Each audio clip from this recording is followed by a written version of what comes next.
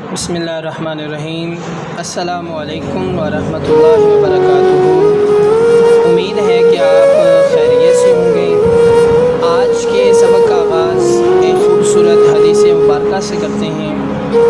تاجدار کائنات فخر موجودات آمنہ کے لال نے ارشاد فرمایا، اور یہ حدیث مبارکہ سید النساء فاطمہ الزہرا آپ کی رخت جگر ان کے بارے میں ہے۔ ہمارے نبی نے فرمایا کہ فاطمہ میرے جگر کا ٹکڑا ہے، جس نے فاطمہ کو تکلیف پہنچائی اس نے مجھے تکلیف پہنچائی۔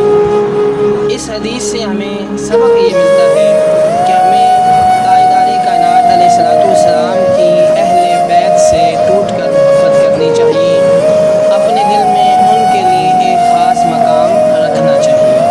تو آئیے سبق نمبر 22 تختی نمبر 7 ہے، اور آج ہم سیکھیں گے مرکبات حرف فا۔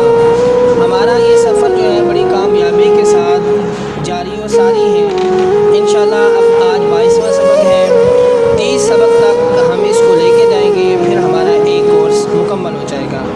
تو فا میں حرف فا جو ہے اس کی بناوٹ دیکھ لیں کہ آپ نے اس کی موو کس طرح کرنا ہے، مارکر کیسے استعمال کرنی ہے۔